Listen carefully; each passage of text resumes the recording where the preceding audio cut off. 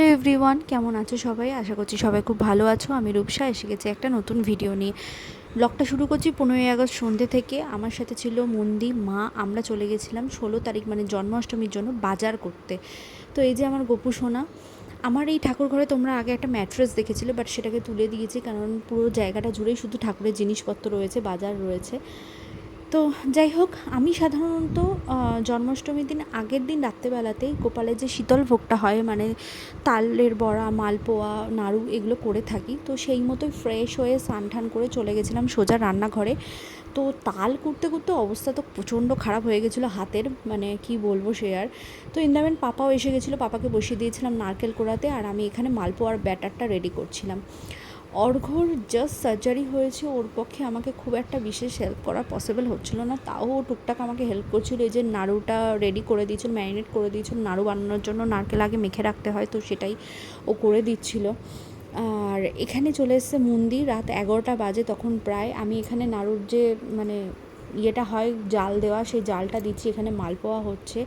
আর সেই পাকটা হয়ে গেছে তখন অর্ঘ্য আর মুন্দি বসে বসে, অর্ঘ্য নিচে বসতে পারিনি, চেয়ারে বসে বসে অর্ঘ্য আর মুন্দি নাড়ু করে দিচ্ছে। আর মুন্দিকে আমি কি থ্যাঙ্কস দেবো, মানে থ্যাঙ্কস দিলে ছোটো করা হবে। এই যে আলপনাটা ও দিচ্ছে সেই সময় প্রায় রাত 2টো বাজে, তো তখনও বসে বসেও আমার ঘরে আলপনা কমপ্লিট করে। এবং এই যে এটা হচ্ছে গোপুর দোলনা, তো সেটাকেও খুব সুন্দর করে সাজিয়েছে, মিষ্টি করে সাজিয়েছে। আমি থ্যাঙ্কস দিয়ে ওকে একদমই ছোটো করতে চাই না, ও আমাকে প্রচুর প্রচুর হেল্প করেছে।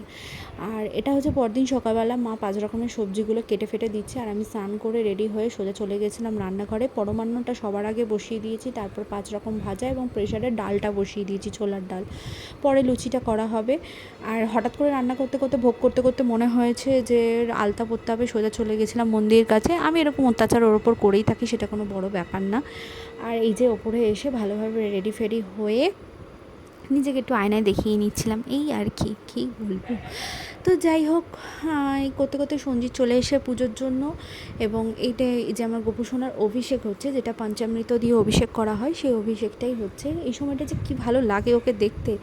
তো যাই হোক, এটা হচ্ছে ভোগ গোপুর। তো ভোগ দেখো, ভোগ দর্শনে দুর্ভোগ কাটে। তো যাই হোক, এই আর এই যে গোপুকে আমি সাজিয়ে ঠাজিয়ে বসিয়ে দিয়েছি। আর একটা জিনিস জানো তো, মানে লোকের ফ্যামিলি ফিজিশিয়ান হয়, তো আমার ঘরের একটা পার্মানেন্ট পুরোহিত হয় না, ও সঞ্জিত হচ্ছে আমার ঘরে পার্মানেন্ট পুরোহিত, মানে ওকে ছাড়া আমার ঘরে কোনো পুজোই হবে না। তো এখানেও আরতি করছে, আর সবাই সেসব উপস্থিত ছিল। মোটামুটি পুজো খুব ভালোভাবে সম্পন্ন হয়েছে। আর আমার একটা জিনিস আছে, আমি যখনই ঘরে পুজো করি না কেন, আমি ঘরে তখনই যজ্ঞ করাই। যজ্ঞ করালে আমার ভীষণ একটা পজিটিভ ভাইব ফিল হয়। আর এইবারে যে বললাম অর্ঘ্যর পক্ষে সেরকমভাবে কিছুই করা সম্ভব হয়নি, তো এই জন্য যজ্ঞে যে মানে সংকল্প করতে হয় সেটা আমিই করেছিলাম আর কি। তো পুজো খুব ভালোভাবে মিটে গেছিলো, বেশ ভালো লাগছিলো।